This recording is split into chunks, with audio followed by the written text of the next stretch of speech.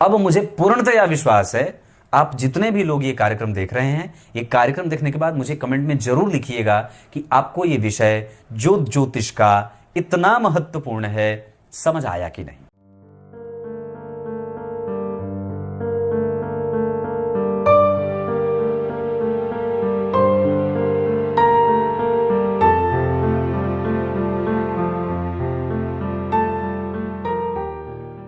प्रिय दर्शकों, नमस्कार। एक बार फिर से उपस्थित हूं आप सबके सामने। अब आपके सामने प्रस्तुत हूं एक विषय मैंने परसों तरसों बनाया था कि ग्रह, मैंने उसका थंबनेल लिखा था कि आपके चंद्रमा किस ग्रह को बल दे रहे हैं। उसमें कुछ लोगों ने कमेंट किया था, जैसे नीतू रॉय जी ने कमेंट किया था कि बार बार उसको देखना पड़ रहा है, तब जाकर के ये विषय समझ में आ रहा है। बाकी लोगों ने बहुत अच्छा कहा था कि एक नया विषय है और इसे समझ करके अच्छा लगा। जिसे हम नहीं जानते हैं, कई बार वही हमारे जीवन में बड़ा महत्वपूर्ण होता है। एक बड़ी गहरी बात, अपने अनुभव की बात बताता हूं। हम आरंभ में, जब हमारा जीवन छोटा होता है, जब हमारे पास अनुभव नहीं होता, तो हम उस व्यक्ति को अपना सारा समय देना चाहते हैं जो हमें कभी हमें महत्व देता ही नहीं है। एक वक्त पे आप उसी समय पे जिस व्यक्ति को नजरअंदाज करते हैं, जिस व्यक्ति को आपने अपना बचपन नहीं दिया, जो छुट्टी बिताया किसी ऐसे व्यक्ति के साथ जो बिल्कुल सिर्फ आपसे वर्तमान में जुड़ा था, जिसका कनेक्शन आपके साथ हृदय का नहीं था। इस बात को बड़ा अर्थ से समझिएगा और अपने साथ जोड़ करके समझिएगा। आप स्कूल की छुट्टी के बाद अपने हितचिंतक के पास ना जाकर के, क्योंकि आपका अनुभव कम था, ज्ञान कम था, बुद्धि कम थी, आप किसी ऐसे व्यक्ति के साथ छुट्टी बिताने चले गए जो सिर्फ आपका लाभ उठाना चाहता था।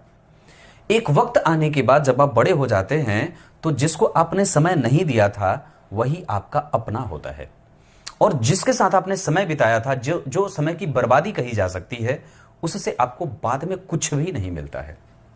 मेरे कहने का अर्थ है कि हम जिस व्यक्ति को समय दे रहे हैं और जिसकी महत्ता हम आज अपने जीवन में कम महसूस कर रहे हैं, उसको हमें समझने की आवश्यकता है। कहीं वो व्यक्ति ऐसा तो नहीं है जो हमारे साथ लंबा चलने वाला है और हम उसे समझ नहीं पा रहे हैं। ये एक ऐसा अनुभव है जो मुझे मिला कि बचपन में जिसके साथ बहुत सारा समय बिताया था, जो लगता था कि ये संबंध छूटने वाला नहीं है, छूटने वाला नहीं है, आज आप उसके चेहरे को देखना नहीं चाहते। परिस्थिति, दुनिया की स्थितियां, आपके और उनके बीच का वार्तालाप, उनकी प्रगति, आपकी प्रगति एक दूसरे को चुभने लगती है। तो ये जो स्थिति है, मैं आप लोगों को ये इसलिए बता रहा हूं क्योंकि आप कम से कम अपने जीवन में ये गलती कभी ना करिए कि हम कई बार पहचान नहीं पाते हैं। होता है कई बार हमारे पास अनुभव की, मैं छोटा था तो मैंने ये उदाहरण अपने स्वरूप आपको दिया है। आप ये गलती कभी ना करना। लोगों को पहचानने की शक्ति विकसित करिए। समझिए कि कौन आपका सच्चे अर्थ में अपना है। कई बार होता है हम अपने निकट के ही सबसे नजदीक के व्यक्ति को समय नहीं देते और दूर के रिश्तेदार को समय देने लग जाते हैं। बाद में पता चलता है वो तो सिर्फ था ही नहीं, वो तो सिर्फ एक दिखावे की बात थी। अब आइए आपको विषय पे लेके आता हूं। आप लोग समझदार हैं, बाकी समझ गए होंगे। मैंने जो समागम वाली बात कही थी, अगर ये कार्यक्रम आप देख रहे हो तो आपको समझ में नहीं आएगा, तो मैं ये कहूंगा कि आप पहले जाकर के वो कार्यक्रम देखिए जिसका थंबनेल है, अभी 3-4 दिन पहले का कार्यक्रम है, कि आपके चंद्रमा किस ग्रह को बल दे रहे हैं।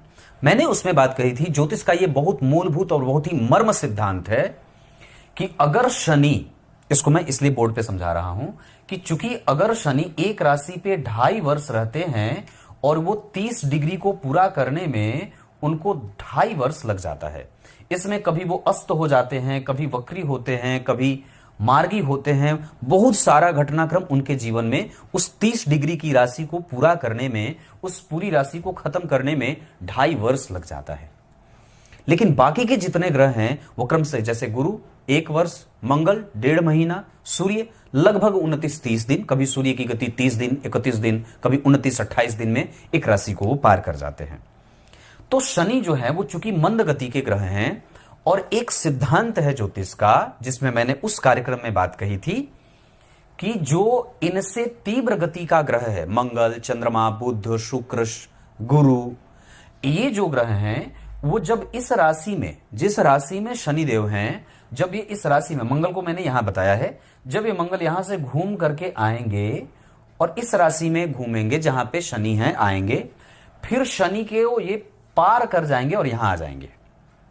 तो जितनी देर मंगल इस शनि की राशि में या जिस राशि में शनि है यहां रहेंगे, तो ये मंगल और शनि में युद्ध की स्थिति रहेगी।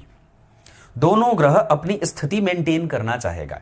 ये चेष्टा बल की बात कर रहा हूं मैं। तो मंगल और शनि में इस राशि में रहने पे जब तक मंगल यहां पार नहीं कर जाते हैं, तब तक ये मंगल और शनि के बीच युद्ध की स्थिति होगी। और तीव्रगामी जो ग्रह होता है, जो कि मंगल है, शनि और मंगल की दूरी, जो मंगल एक राशि को पार करने में 1.5 महीना लगाते हैं, वही शनि एक राशि को पार करने में 2.5 वर्ष लगाते हैं। अब साधारण बात है कि गति इनकी तीव्र है, तो ये इस राशि में आकर के इनको जल्दी पार करके अगली राशि में चले जाएंगे। और जब तक ये मंगल को शनि को मंगल पार नहीं करेंगे, ये स्थिति युति की होती है। युति मतलब मंगल और शनि एक राशि में युति में हैं। इन दोनों ग्रह की स्थिति एक साथ एक राशि में है। लेकिन इस स्थिति को युद्ध की स्थिति में भी कहा जाता है कि दोनों ही ग्रह युद्ध की स्थिति में हैं, जहां वो एक दूसरे को जीतना चाहते हैं, एक दूसरे के बल को अपने हिसाब से बनाना चाहते हैं, एक दूसरे के बल को प्राप्त करना चाहते हैं। जैसे बाली के पास क्या स्थिति थी कि वो उनके सामने जो जाए उसका बल उस व्यक्ति को मिल जाता है, उसको बाली को मिल जाए, उसका आधा बल उन्हें प्राप्त हो जाए, तो व्यक्ति स्वतः हार जाए। ऐसी ही स्थिति मैंने एक बड़े नेता हैं, नाम नहीं बताऊंगा, अभी कुछ दिन पहले, चुनाव से पहले उन्होंने मुझसे बात की कि, और बड़े शुद्ध नेता हैं, कि पंडित जी चुनाव में खड़ा हूं लोकसभा से, क्या होगा क्या होगा क्या होगा। मैंने कहा कि किसी भी स्थिति को प्राप्त करना चाहते हैं तो किसी बहुत बड़े संत का दर्शन कर लीजिए, बहुत बड़े संत का दर्शन कर लीजिए, तो उनका जो पुण्य है, उनका जो प्रभाव है, वो उस प्रभाव से आपका विजय सुनिश्चित हो जाएगा। उन्होंने वही किया। तो वैसे ही मैं ये कह रहा था कि यहां पे मंगल और शनि में युद्ध की स्थिति होगी और मंगल इनको पार कर जाएंगे। फिर जो ग्रह उसी राशि में रह गया और अगला जो मंगल थे वो आगे बढ़ गए, तो अब ये ग्रह हार गए, शनिदेव हार गए। युद्ध की स्थिति में क्या हुआ? जो आगे निकल गया वो जीत गया, जो उसी राशि में रह गया वो हार गया। तो अब इस हारे हुए ग्रह को ज्योतिष शास्त्र में निर्बल ग्रह की संज्ञा दी गई। उसे बताया गया कि उसके पास बल नहीं है, अब वो कमजोर हो गया क्योंकि वो हारा हुआ है, चित्त और पट में पट हो गया। अब ये पुनर्प्राप्त कैसे करेंगे अपना बल? तो यहां से चंद्रमा चलेंगे, बोलेंगे मैं आ रहा हूं, चिंता मत करो, जैसे मैं आपकी राशि में आऊंगा शनि जी, आप मुझे विष दोष तो लगा दोगे। तो चंद्रमा की स्थिति कितना इमोशनल है वो, कि वो जानते हैं कि जैसे मैं शनि के पास जाऊंगा मैं विष से युक्त हो जाऊंगा। मैं शांति का सागर हूं, पर मुझे विष लग जाएगा, मुझे दोष उत्पन्न हो जाएगा, मैं भ्रमित हो जाऊंगा, मैं चिंताओं से ग्रसित हो जाऊंगा, मैं छलिया हो जाऊंगा, ईर्ष्यालु हो जाऊंगा, कपटी हो जाऊंगा, दुष्ट हो जाऊंगा, भ्रमित हो जाऊंगा। फिर भी ये इनका भाव इतना प्रबल है, इनकी भाव इतनी मतलब एकदम बिल्कुल हृदय सपाट है, कुछ छुपा नहीं है, कि चंद्रदेव कहते हैं घबराइए मत, मैं यहां से चल रहा हूं। जैसे शनिदेव की राशि में आते हैं और जैसे पार कर जाते हैं, ये शनिदेव का जो निर्बल ग्रह का दोष था, जो पराजित ग्रह का दोष था, इस चंद्रमा के शनि के साथ समागम में होने के बाद वो दोष खत्म हो जाता है और फिर चंद्रमा पूर्णतया शनि को स्वस्थ कर देते हैं। यही मैंने उस दिन बात कही थी। कुछ लोगों ने कहा कि यह विषय थोड़ा गणितीय है, इस वजह से समझ में नहीं आया, पर यह बात याद रहे कि ऐसे चंद्रमा आपके शनि को, अब यही बात मंगल और बुध में भी होगी।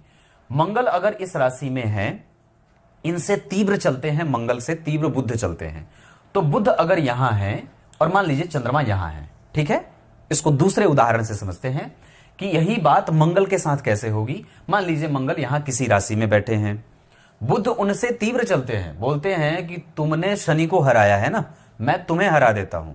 अब ये 1.5 महीना लेते हैं मंगल, और बुध जो है वो 1 महीने में पार कर जाते हैं। तो बुधदेव यहां से चले और मंगल और बुध के बीच युद्ध की स्थिति रही। इस युद्ध में बुध मंगल को पराजित कर देते हैं क्योंकि इनकी गति तीव्र थी।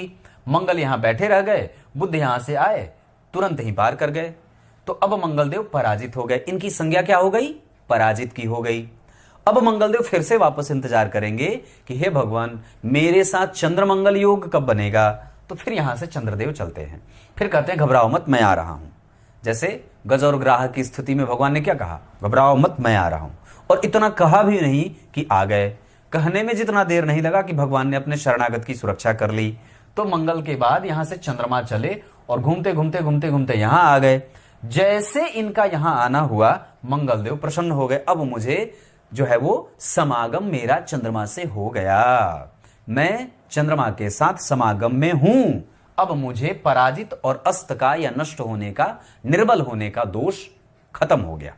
जो बुद्ध के भ्रमण के कारण मंगल कमजोर हुए थे, क्योंकि मंगल से बुद्ध की गति तीव्र थी, तो ग्रह दोनों युद्ध में गए।